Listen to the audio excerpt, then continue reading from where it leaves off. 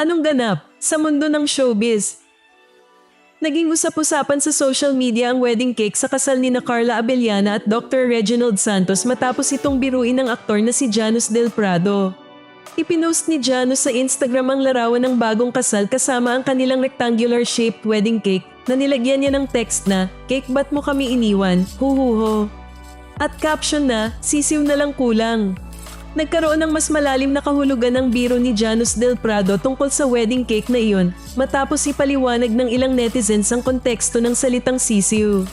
Sa tradisyong Pilipino, ang sisiw ay karaniwang inilalagay sa ibabaw ng kabaong ng patay, lalo na sa mga probinsya, bilang bahagi ng pamahiin.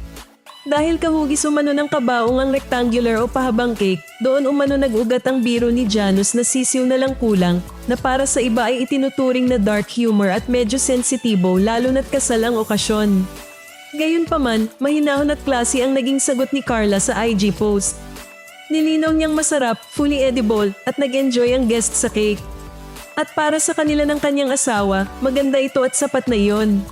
Marami ring netizens ang dumpensa sa aktres, sinasabing uso na talaga ang rectangular wedding cakes, lalo na sa mga modern at minimalist weddings sa ibang bansa, at hindi dapat lagyan ng mali siya ang disenyo.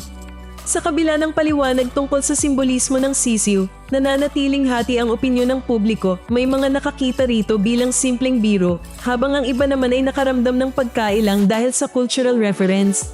Kung alam na may ganitong kahulugan ng sisiw sa kultura natin, dapat bang iwasan ang ganitong biro lalo na sa kasal, o masyado na bang sensitive ang mga tao ngayon?